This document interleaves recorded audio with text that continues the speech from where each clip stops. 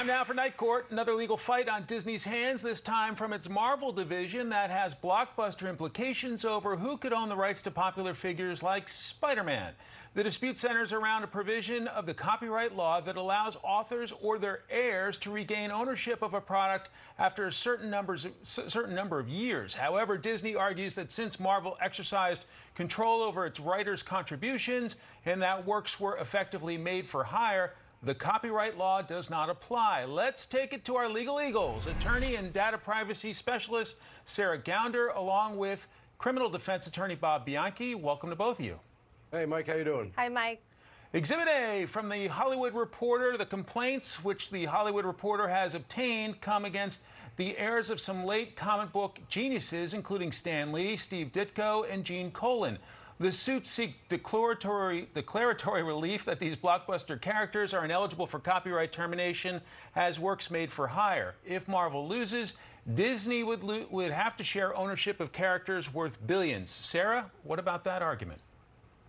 Well, the defendants here are likely going to argue that under the Copyright Act termination provision that they do have an ownership right here, especially when the statutory period passes.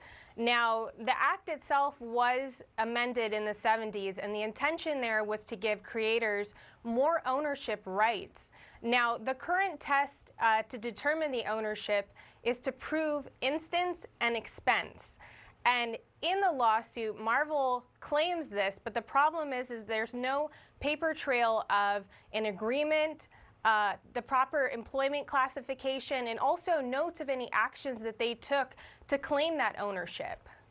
Exhibit B, these contributions were a work-for-hire situation from the complaint. Donald L. Heck, who started working for Marvel in or around 1954, is one such artist. Marvel assigned Heck stories to illustrate, had the right to exercise creative control over his contributions, and paid him a per-page rate for his contributions.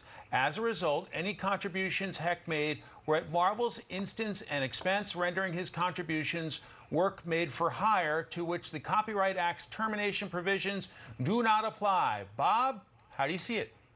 Yeah, Mike, I see it that way. They don't apply, and it may be unfortunate for the creators, but the fact is the creators never had a copyright to sell in the first place.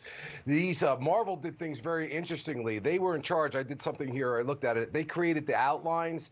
They cooperated with the artists, the writers, and the letterers, and they were the ones who had complete creative control over the product. So that's the work-for-hire scenario. And to Sarah's point, the case law is pretty clear on this.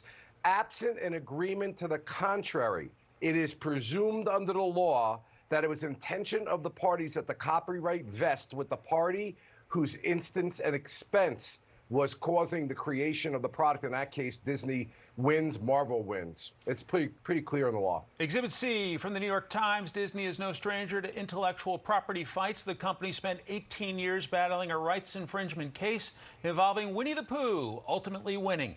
Disney pushed so hard for an extension of copyright terms in 1998 that the resulting law was derisively named the Mickey Mouse Protection Act. Sarah, does Disney have better lobbyists or the better legal argument? Well, one thing to point out here is there have been other creators that have come out. Well, actually, Disney presented lawsuits against those creators, and those lawsuits were settled.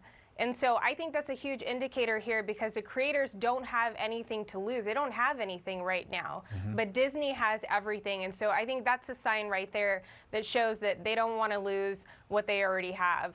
Bob, we're up against the clock, 15 seconds. How does this play out? Yeah, I think Sarah's right. I mean, I think that Disney wins on the law, but a lot of times you settle the case because it's better to just do that and walk away than have a protracted litigation that you could potentially lose, Mike. Bob Bianchi, Sarah Gounder, thanks so much for your time. Have a great night. Thank you. Thanks, Mike.